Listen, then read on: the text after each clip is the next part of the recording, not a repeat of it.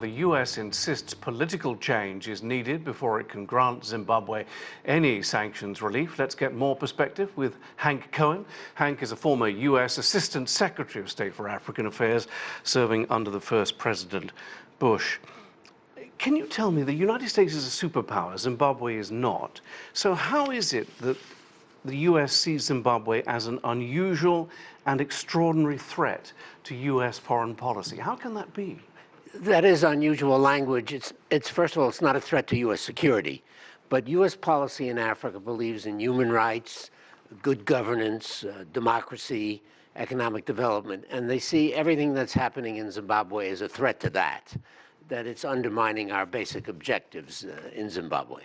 I want to be clear, are these the same sanctions that we're talking about now as the ones that were imposed when President Robert Mugabe was in power on state-owned companies, on ZANU-PF, the political party, and on the military, for example, or have more been added since? Because Managua has called for that first round to be lifted immediately. It's the same sanctions. All they did was extend them because they were about to expire after 1 year, so they just extended them. There are no additional sanctions. Right. And how often, and you would know this having worked at the highest level in Washington, are sanctions reviewed? Is it every day, every week, once a month? What do they do? Oh, it's pretty much every year, but they can be rescinded immediately if good things happen in the other country.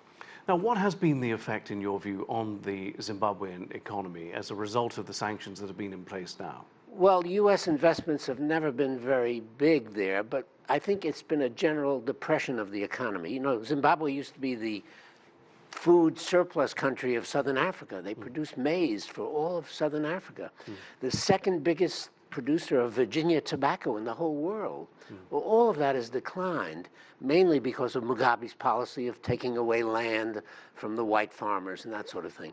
But the U.S. has added, sanctions has added to the lack of economic activity. Why do you think the U.S. doesn't listen to the likes of Cyril Ramaphosa, the South African president, who has called for these sanctions to be lifted now to give the Zimbabwean economy a chance? That's quite a compelling argument in many ways, isn't it? Give Managua a chance.